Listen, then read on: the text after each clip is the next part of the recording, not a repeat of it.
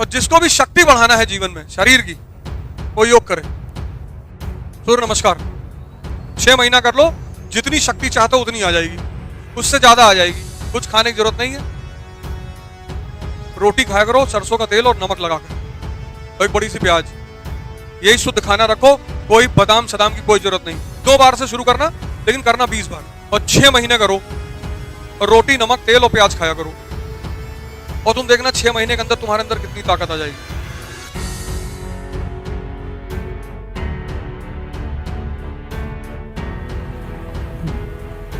जय हिंद फ्रेंड्स। और हमसे पूछे बिना कोई किताब मत लेना। मैं जितना कह रहा हूं उतना लो, उतना ही पढ़ लो, बहुत है।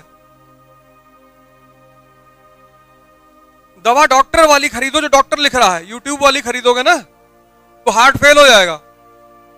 आज जो तुम युवाओं का हार्ट फेल देख रहे हो उसके पीछे यही वजह है कि जितनी भी यूट्यूब पे दवाएं बताई जा रही हैं, ये तुमको पता नहीं है कि डॉक्टर जब चेक करता है ना, ये तुम्हारे दवा देगा तो पूछेगा शुगर तो नहीं है, बीपी तो नहीं है, ये सब पूछता है तुमसे, तब तुम्हारी दवा लिखता है वो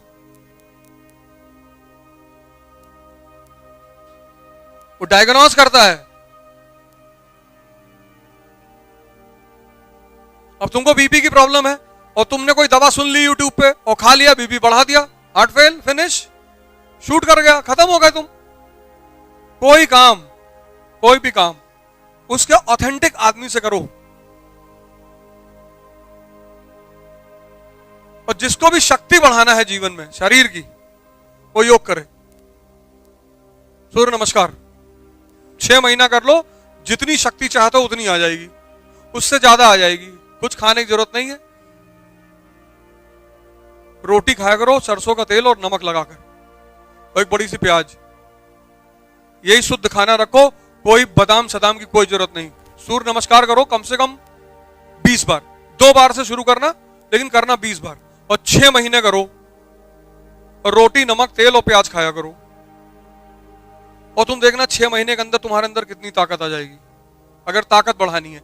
लेकिन वो सब फालतू की दवा नहीं कि ये खा लो, ऐसा खा लो, मुनक्का मिला दो, ऐसा कर दो, ये सब उल्टे सीधे काम मत करना, नहीं तो निकल लोगे धीरे से। ये सब गलती कभी मत करना। ऑथेंटिक आदमी जो उसका आदमी है, स्पेसिफाइड, ऑथराइज्ड, उससे जाके पूछो। देखो कितने लोग शुगर के पेशेंट है, और शुगर की बीमारी की कोई दवा नहीं, एक ही दवा है, वो मुझे पता है। हाँ बिल्कुल बिल्कुल बिल्कुल बिल्कुल, पकड़ लिए तुम। कौन बोला? हाँ, बस उसके सिवा कोई दवा ही नहीं। उसके सिवा सब बेवकूफ बना रहे हैं। डायबिटीज रिवर्सल कर देंगे, फलाना कर देंगे, कुछ ना कर पाओगे। उसका रिवर्सल हो सकता है पर उसकी थोड़ी मेहनत करनी पड़ेगी। डायबिटीज की एक ही दवा है, पसीना बहाओ। 1 लड्डू 5 किलोमीटर, 1:5, 2 लड्डू 10, 4 लड्डू 20, और पूरा डिब्बा खा गए तो यहां से आगरा भाग गए। ये डॉक्टर तुमसे गलत कहते हैं कि डायबिटीज में मीठा मत खाना, गलत। 1 लड्डू 5 किलोमीटर भागना है। ऐसा नहीं कि मोबाइल लिया ऐसे चल रहा कि हो गए तो यार चौबे क्या, ऐसा ही सब नहीं करना, भागना है। तुम्हारी शरीर ने शुगर को तोड़ने की क्षमता खो दी है। करी भैया अब हम ना तोड़ पाएंगे, हमारे अंदर ताकत नहीं बची। तुमने कहा ठीक, तो तुम ऐसा भागोगे भागोगे, खून गर्म होता जाएगा। जितना गर्म होता जाएगा चीनी अंदर पिघलती चली जाएगी। हीट ही तो देना है, तो सिर्फ चीनी नहीं पिघलेगी, कोलेस्ट्रॉल भी पिघल जाएगा।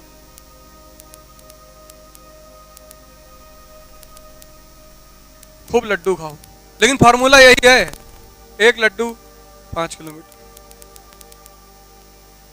और या तुम 10 मिनट की भस्त्रिका करो, सांस अंदर यहां तक और बाहर, और 1 घंटा कपालभाति। उसमें तुम्हारी कंट्रोल रहेगी, खत्म नहीं होगी। ये वाले में तो खत्म हो जाएगी। 1 लड्डू 5 किलोमीटर, या तो तुम खाओगे नहीं और या भागोगे। और तुम सोचो मीठा नहीं खाओगे तुम्हारा शरीर खत्म हो जाएगा। तुम अगर खाना नहीं खाओगे ये शरीर खत्म हो जाएगा। बोलोगे कैसे, चिल्लाओगे कैसे, कहां से शक्ति लाओगे? और चाय तो पीना ही नहीं, मतलब चाय तो एकदम, और किसी घर जाया करो हिंदुस्तान में, जानते हो हमारे यहाँ एक्चुअली कुछ चीजें परंपराएं थी। 40 साल पहले सब साइकिल पे चलते थे, तो ससुराल गए साइकिल से, 60 किलोमीटर ससुराल, तो 60 किलोमीटर साइकिल चला के गए।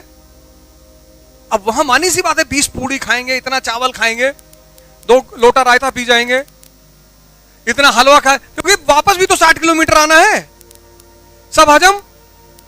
इसीलिए इस देश में लोग जबरदस्ती खिलाते, वो परंपरा है, पहले लोग करते थे ऐसे।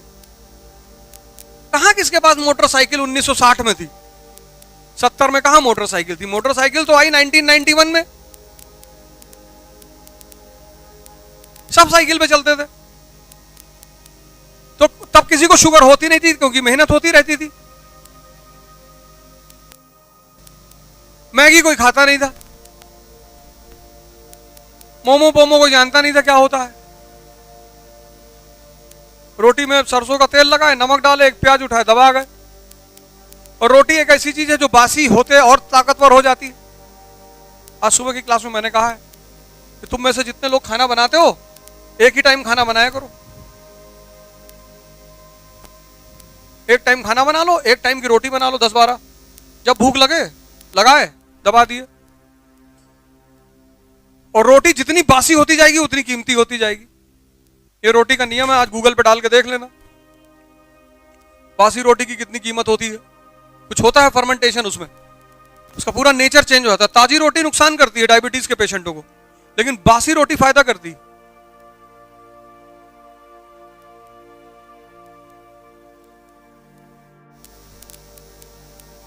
हमारे दोस्त, उनके फादर का क्रेटिनाइन 4.7 आ गया, तो मैंने कहा एक हमारे गुरुजी हैं, वो आयुर्वेद की दवा लोनावाला में देते हैं, सब किडनी ठीक, क्या आयुर्वेद का नहीं खाएंगे? क्यों नहीं? तो मैंने काहे नहीं खाओ, कुछ वजह है? शरिया में लिखा है। कहा कहे नहीं, वो आयुर्वेद की दवाओं में गौमूत्र मिला होता। पागल वागल हो? दवाओं पे कंटेंट लिखा होता, कंटेंट इंटरनेशनल मार्केट में बिकती हैं,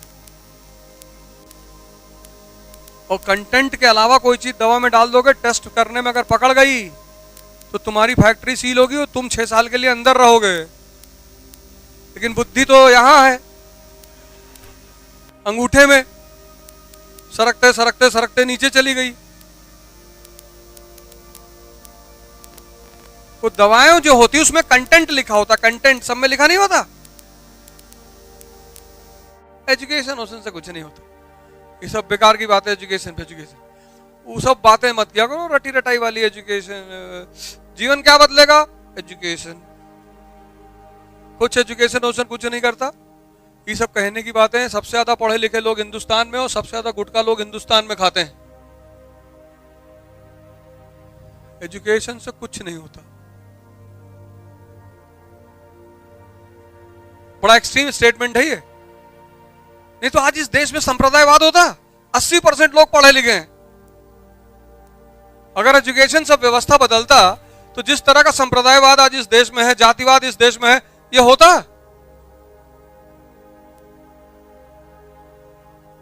ये संभव था? क्या बिगाड़ लिया एजुकेशन ने? एजुकेशन ने इस देश को बर्बाद किया। वो जो लड़का एमए कर लिया ना, वो कहता है मैं अब नौकरी करूंगा। कई बार लड़के मेरे पास आते हैं कि सर आर्थिक स्थिति अच्छी नहीं है, मैं तैयारी करना चाहता हूं। तो पहले आर्थिक स्थिति अच्छी कर लो, कुछ स्किल सीख लो, कंप्यूटर बनाना सीख लो, एसी बनाना सीख लो, फ्रिज बनाना सीख लो, बुराई क्या है? अरे आप मदद नहीं करना चाहते? मदद अपंगों की जाती है। तुम्हारी फीस करवा देंगे किश्त में। तुम जितना लड़ो उससे ज्यादा हम लड़े हैं, और लड़ रहे हैं आज तक। हमने किसी से जाके नहीं कहा, इस पूरे देश में कोई मुझसे कह नहीं सकता कि इन्होंने मुझसे आके कहा कि हमारे पास पैसा नहीं। पैसा तो मेरे पास हमेशा था, किसी दूसरे के खाते में था। वो मुद्दा नहीं था कि पैसा नहीं है, दूसरे के खाते में आ जाएगा। सब कहने की बातें हैं कि गरीब है, फलाना है, धमाका, ये सब कहना ही नहीं है जीवन में। कुछ चीजें अपनी दिमाग में बांध लो, वो कहना ही नहीं है। गरीब नहीं कहना है, ये कहना है कि इस वक्त पैसे की व्यवस्था नहीं है। जिससे बात करो तो अगर तुम्हारे पास पैसा नहीं तो उससे ये बोलो कि अभी मेरे पास पैसे की व्यवस्था नहीं। उससे ये मत कहो मैं गरीब हूं। साइकोलॉजिकली वो तुम्हें अंदर से कमजोर करता है, तुम्हारे अंदर हीन भावना पैदा करता है।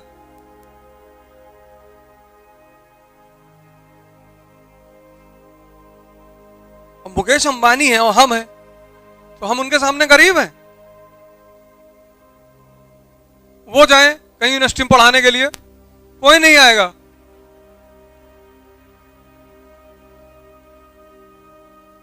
ठीक है, एक फील्ड में उनका नाम है, पूंजीपति हैं, बढ़िया पैसा कमाए, 8,000 करोड़ का मकान है, क्या फर्क पड़ता है? क्या फर्क पड़ता है? कोई फर्क ही नहीं पड़ता। पर वो अमीर नहीं है, पैसे वाले हैं। दोनों शब्द में फर्क है, अमीर और पैसे वाले में। पैसा बहुत है पर सबसे ज्यादा रोटी मैं खाता हूं। एक ही बार खाता हूं आजकल, लेकिन 15 रोटी और 1 कटोरा दाल, चावल, 1 प्लेट सलाद। हमको डॉक्टर कुछ नहीं बोला है कि यार बीपी बढ़ जाएगा, कुछ नहीं बढ़ेगा। तो पैसा उनके पास है, अमीरी मेरे पास है, और जब भी जरूरत होगी मैं ले लूंगा जाकर।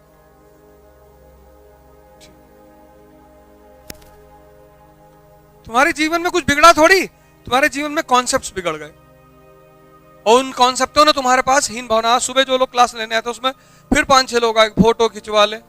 यार ये सब मत क्या करो यार। जो काम मैं नहीं करता वो मेरे साथ कोई करता, मुझे बहुत अजीब सा लगता है। ये सब बेवकूफी भरी बातें मत क्या करो। फोटो खिंचवा ले, मंत्री जी आए होंगे भाई मंत्री, हम क्या करें? ये सब बेवकूफी वाले काम मत क्या करो। आए हो पढ़ो चुपचाप, तुम्हारी भी इज्जत है, सम्मान है, किताब उठाओ जाओ अपने घर। कल आईएएस में पहली रैंक आ जाएगी, मेरा मन कहेगा तो मैं साथ में खिंचवा लूंगा। यूपी कैडर अगर तुमको मिल गया तो मणिपुर मिला तो हमारा तो किसी काम के हो नहीं। सिंपल, बहुत सीधी सी बात।